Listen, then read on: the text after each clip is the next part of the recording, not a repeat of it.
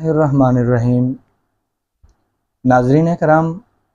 اللہ تبارک و تعالی نے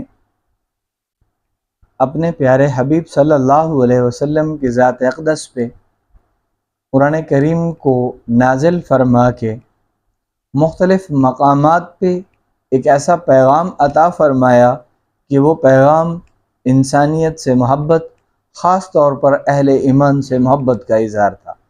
ان کی دنیاوی زندگی کے لیے بھی اور اخروی زندگی کے لیے بھی۔ آج آپ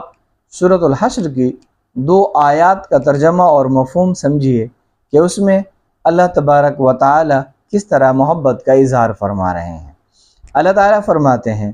یا ایھا الذین آمنوا اتقوا اللہ، اے ایمان والو اللہ سے ڈرو، ولتنظر نفس ما قدمت لغد،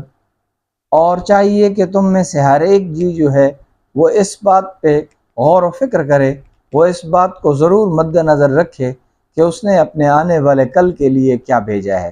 اس نے آنے والے کل کے لیے کیا تیاری کی ہے۔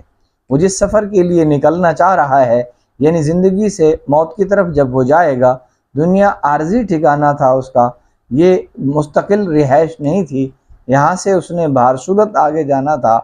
تو فلتنظر نفس ما قدمت لغد، کہ وہ کل کے لیے کیا تیار کر کے لا رہا ہے۔ ساتھ ہی فرمایا واتقوا اللہ، اللہ سے ڈرو،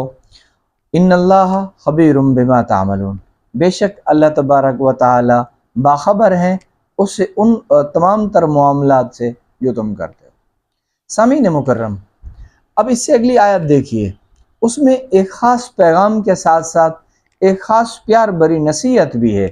کہ اللہ تبارک و تعالی نے فرمایا لا تکونوا کالذین نسوا اللہ فانساہم انفسہم، اے اہل ایمان، اے میرے محبوب کا کلمہ پڑھنے والو، اے میرا کلمہ پڑھنے والو، میرا نام لینے والو، لا تکونوا کالذین، ان لوگوں کی طرح نہ ہو جاؤ، ان لوگوں جیسے نہ ہو جانا،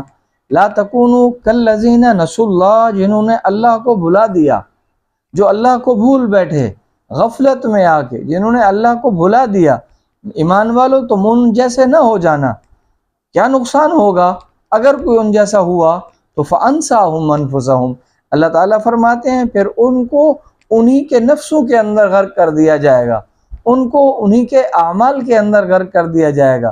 پھر اس کو اسی کی فکر میں ڈال دیا جائے گا۔